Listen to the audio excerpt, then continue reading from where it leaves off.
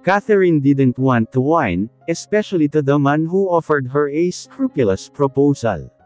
She shouldn't be sharing to him her thoughts and weakness as he was her trusted friend. Sa sitwasyon niya ngayon, parang wala na siyang karapatan na magkaroon ng dignidad, at kayang samantalahin ang kahinaan niya. But she had no choice. Wala naman siyang ibang makakausap. Wala siyang ibang mahihingahan ng sama ng loob. She didn't know if he would love to hear her woes. She hated being helpless this way. Hindi inalis ni Walter ang tingin sa kanya. Ikino-consider mo ba ang alok ni Ludwig? Ayoko. Hindi ko masisikmura. I can't stay in his company. Mas gugustuhin ko pang mamaalamo sa kalsada kaysa makasama siya. There's always my offer, Catherine. Pero hindi mo kailangang isipin yun ngayon. Magpahinga ka na at matulog, anito at iginiya siya pabalik sa kama. Good night. Pinigilan niya ang braso nito. Huwag mo akong iwan. Dito ka lang sa tabi ko. Catherine, you know that is dangerous. I want you. At hindi ko maipapangako na kaya kong pigilan ang sarili ko na halikan ka o yakapin ka. I am not that noble. Then stop being so noble. Stay with me, Walter. Make me forget. Make me feel good. Kahit ano basta matakasan lang niya ang lahat ng kamiserablehang pinagdadaanan niya. At alam niyang si Walter lang ang makakatulong sa kanya. He held that magic wand that could make her misery go away. She kissed him fiercely. She needed that so badly. Hindi niya alam kung tama ang ginagawa niya. Wala na siyang pakialam. Dahil nang sandaling nagdikit ang mga labi nila ni Walter, ay alam niyang tama ang ginagawa niya. Then he kissed her back. Pakiramdam niya ay gumagapang ang apoy sa katawan niya, dahil sa halik na iyon. It was just a kiss but he was already owning her, branding her. Kinokontrol na ni Walter ang lahat ng nararamdaman at iniisip niya. Ito ang nagdidikta ng dapat niyang gawin. Ito na ang nagdidikta ng dapat niyang maramdaman. And he made her feel things beyond her imagination. Higit pa sa nababasa niya sa mga romance novels o napapanood niya sa mga pelikula. Parang may kapangyarihan si Walter na kaya siyang pasunurin sa simpleng haplos lang ng daliri nito sa braso niya. He could communicate so much through his touch. He promised so much intense, and she wanted to experience that. And she just felt. Let him tip her head back and continue to rain kisses over the exposed flesh of her throat. It was sensual and she felt desirable.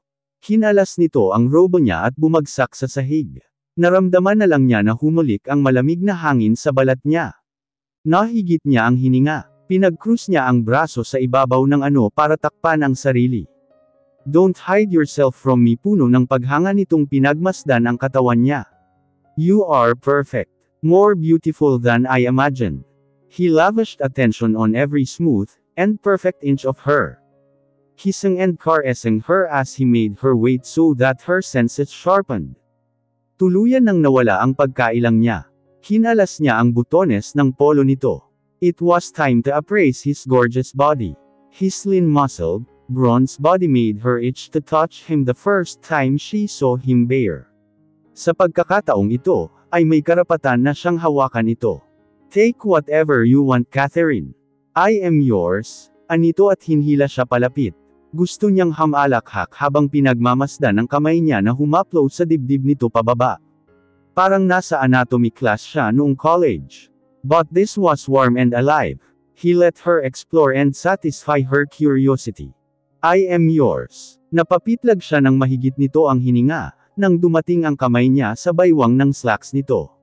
Puno ng tanong ang mga mata niyang tumingin dito. Di kasi niya alam kung dapat siyang tumuloy o hindi. Her hands were trembling with anticipation now. Kung hindi ka pa handa, huwag mong ituloy, sabi ni Walter. I understand. Ibinaba niya ang kamay niya. Hanggang doon lang siya naidala ng tapang niya. I am sorry. Ayaw niyang mapahiya dito. Inosente pa rin siya, at baka hindi kayanin ng puso niya ang gagawin niya. Hindi ganoon kalakas ang loob niya.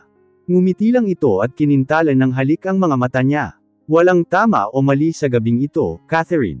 You don't have to be shy about it. This is something natural. Binuhat siya nito at inilapag sa lounging chair. Natatakot ka ba sa akin? Hindi ako takot sa iyo. It was the unknown that made her nervous and hungry. May hinahanap ang katawan niya, at di niya alam kung paano sasabihin kay Walter ang kailangan niya.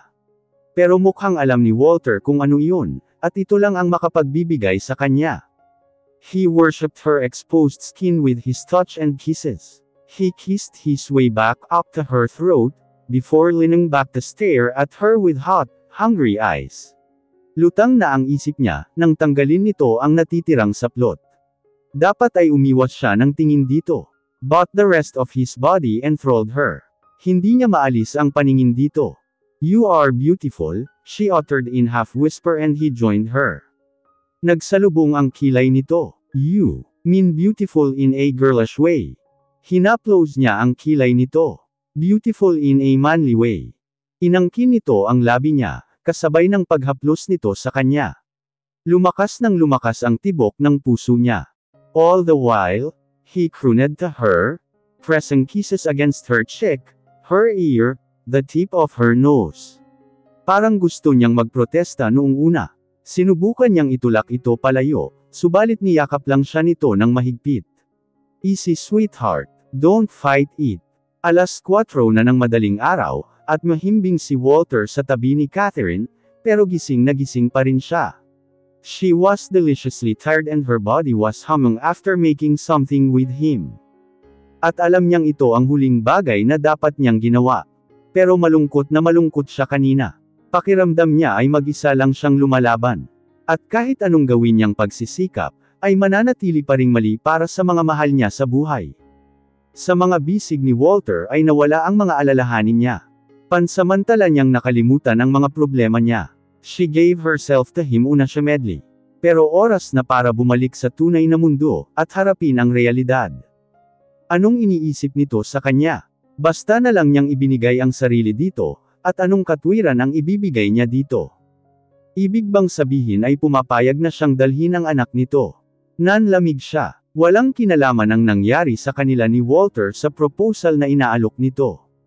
Parang nabahira ng espesyal na pinagsaluhan nila.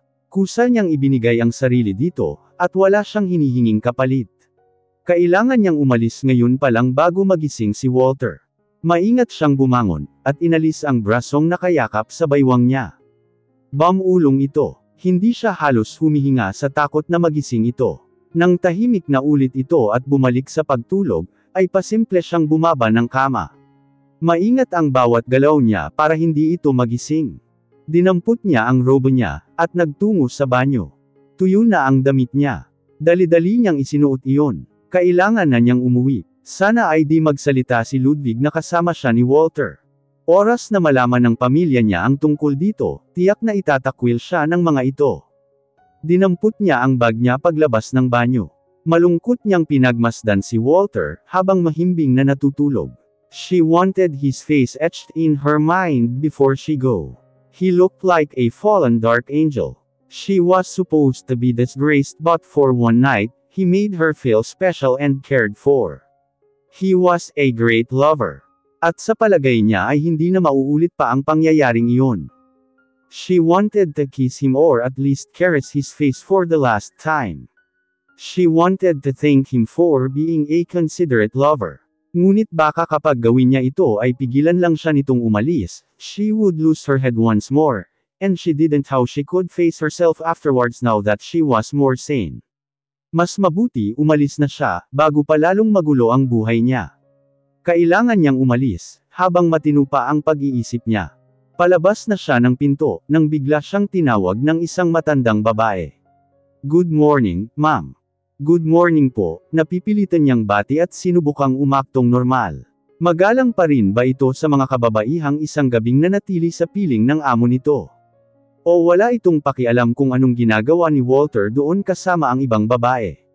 Namumula siya dahil hindi niya alam, kung paano haharapin ang mga taong nakakaalam, na may nangyari sa kanilang dalawa ni Walter.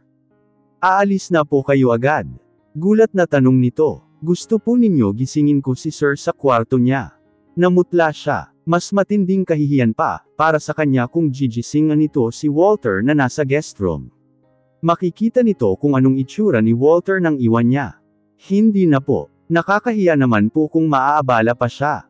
Hayaan na lang po siyang magpahinga. Bigla niyang kinagat ang pang-ibabang labi. Hindi ito dapat magising pa, dahil di niya alam kung paano ito haharapin. Mabuting umalis na lang siya.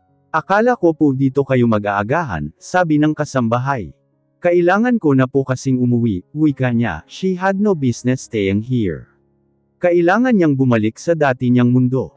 Hindi niya matatakasan ang problema niya. Mas malaking problema pa nga ang nilikha niya ngayon. Sumabay na po kayo sa akin palabas, dahil mamamalengke ako. Delikado po kasi dahil madilim pa sa labas. Maraming salamat po. Halos di siya humihinga, habang hinihintay ang pag-usad ng sasakyan. Paano kung biglang nagising si Walter? Makalipas ang ilang minuto ay palabas ng village ang kotse na pamalengke. Hanggang sa labas lang siya ng village sumakay, nang makita ng nakapilang taxi sa isang fast food chain. Malungkot siyang tumingin sa salamin ng sasakyan habang bumibiyahe. Wala na muli ang buhay sa mata niya. Kailangan na niyang bumalik sa dati niyang buhay. Her miserable life. Pagdating sa bahay ay nagulat pa siya, dahil nasalubong niya si Serafina na pababa ng hagdan. Ngayon ka lang dumating. Tanong nito na mukhang nagulat. Isinuklay niya ang daliri sa magulong buhok. May dati po akong kaklase noong college. Nagtanong po ako kung pwede ko siyang hingan ng tulong. Nag-aalala itong hinaplos ang pisngi niya. Parang di ka nakatulog at pagod na pagod. Aakyat na po ako sa taas. Mabuti nang umiwas dahil baka higit pa doon ang mabasa nito sa kanya. At wala siyang lakas ngayon para protektahan ang sarili. Sandali Catherine. Mag-usap muna tayo, pakiusap nito. May tampo pa rin siya dito dahil sa pagtataboy nito sa kanya kahapon, pero nang makita niya ang pagod sa mga mata nito, ay nawala ang tampo niya. Alam niyang nahihirapan na rin ito. Pasensya na kung napagtaasan kita ng boses. Ang papa mo lang ang inaalala ko. Natakot ako dahil akala ko ay tuluyan mo na kaming iniwan. Tuluyan ng lamambat ang puso niya at niyakap niya ito. Natural lang siguro na mataas ang emosyon ng lahat. Mas mabigat marahil ang pinagdadaanan nito, dahil may anak itong di magawa para mailabas ito. Idagdag pa ang namimiligrong kalusugan ng ama niya. Mahal na mahal nito ang papa niya. Sa kabila ng pag-iwan dito ng ama niya noon, at sa pag-aasawa nito ng iba, tinanggap pa rin nito ang ama niya. Tinanggap siya nito bilang tunay na anak. At alam niyang sa maraming pagkakataon, ay silang dalawa lang ang magkakampi sa mga laban katulad ngayon. Niyakap niya ito ng mahigpit. Di ko po kayo pababayaan. Basta maging matatag lang tayo. Magkakaroon din ng solusyon ang lahat. Sinusupervise ni Catherine ang pag-seize ng sheriff sa bahay nila. Masakit iyon dahil pag-aari pa iyon ng lolo ng ama niya. Sa bahay na iyon lumaki ang ama niya at bumuo ng pamilya.